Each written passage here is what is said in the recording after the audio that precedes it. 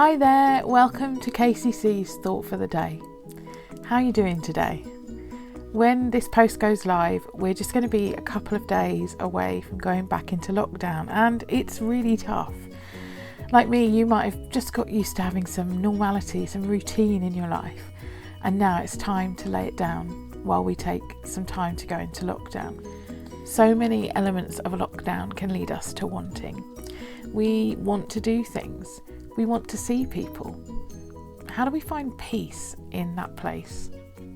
Well, today I'd like to take some time to explore what it means to be in the place of not want.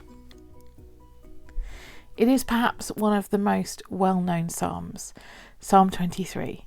The Lord is my shepherd, I shall not want. I shall not want. Not I won't allow myself to want, or I won't express or recognise my wants. I shall not want because my wants have been satisfied in the shepherd. The timing of this verse being our focus and the psalm as a whole is so full of the fingerprints of God.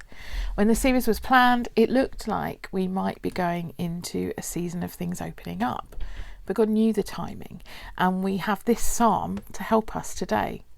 So how do we venture into lockdown and be in a place of not wanting? Psalm 23 was written by David, who was very familiar with what it looks like to be a shepherd and how to care for his sheep. He was a shepherd boy, and it is that incredible training ground that prepared him and equipped him to defeat Goliath, as well as become a king later on in his life. David knew as he crafted the psalm that to be a shepherd meant you cared for your sheep. You planned food for your flock throughout the seasons, in spring when grazing was easy and pastures were full, and in autumn and winter when pastures were empty and the flock would need to be taken and guided to the mountainous regions to graze on the plants that grew there. To be a shepherd meant that you knew where your flock were.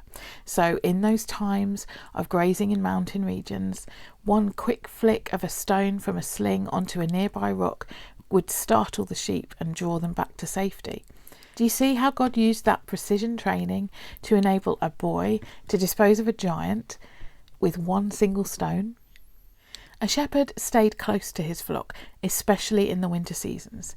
In those days, a shepherd like David would build a sheepfold and sleep by their flock.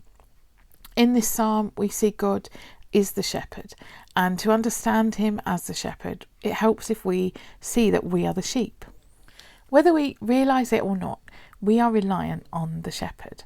The more we see how we need him, the more we rely on him, and the more we perceive his provision for us. The I shall not want of Psalm 23 speaks of a heart and mind that is placing their trust in God as a good shepherd, knowing that he will satisfy their needs. This heart says, I shall not want because you, God, will make sure that I have what I need. It says, I shall not want, not because of what I have done or can do, but because God loves me and he knows me. These statements are so much easier to say from a place of rich pasture in the middle of summer when food is plenty. But what about in the bleakness of the winter pastures? How can we find the faith to declare the same in the days before a second lockdown when we're desperate for hope? We need a job, we need breakthrough, all kinds of things. When we're in a season of winter, our thoughts can be framed around our circumstances. Past experiences can whisper doubt and stir up fear, and we can feed it with a mindset of need. And before we know it, we can't see hope or a way out. We struggle, we strive. Are things improving like we thought they should be? Are things moving as quickly as we think they should be? These questions lean on our understanding, and it is like we are the sheep who wander off along the ridge to find food for ourselves. We wander away from the safe grazing the shepherd has scouted for us. The sheep has lost sight of the shepherd and what has been provided for it. It's wandering, it's seeking their own desire for food, not realising it's already provided. Because he loves us, we can frame our expectation of the season around God. we seek him, knowing that he will provide all we need. Our wants, desires will be satisfied in him. Psalm 62 in the Message says this: God, the one and only, I'll wait as long as he says. Everything I need comes from him, so why not? He's a solid rock under my feet, breathing room for my soul, an impregnable castle. I'm set for life. Expectation is fed by trust, and trust is fed by relationship and proximity. As we draw close to God, we know him more. Our understanding and our expectation of all he can do rises. It's because we get to know him, we get closer, we perceive his greatness, and we become familiar with his ways, his voice, his heart of love. When you trust, you can anticipate good things, even when it's hard. You know and trust that God loves you, so you can anticipate the reality of his love when you follow him. When a flock follows its shepherd to pastures, they can anticipate that they will eat. The shepherd's job is to feed his sheep, especially in times of winter seasons, tough seasons.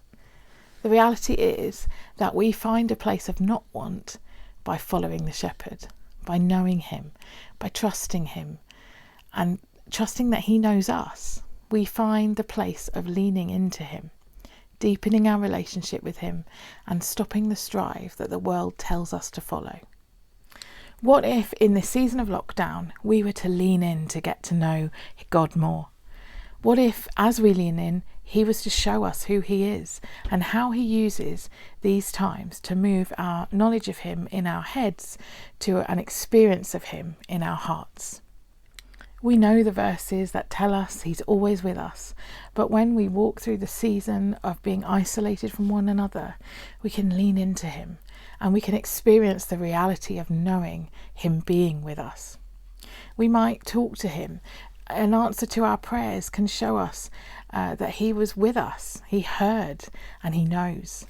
We're not alone because he said we wouldn't be, and he's all around us. But also we can experience that he is really with us. God, the one and only, I'll wait as long as he says. Everything I hope for comes from him. So why not? He's solid rock under my feet, breathing room for my soul. My help and glory are in God, granite strength and safe harbour God. So trust him absolutely, people. Lay your lives on the line for him. God is a safe place to be.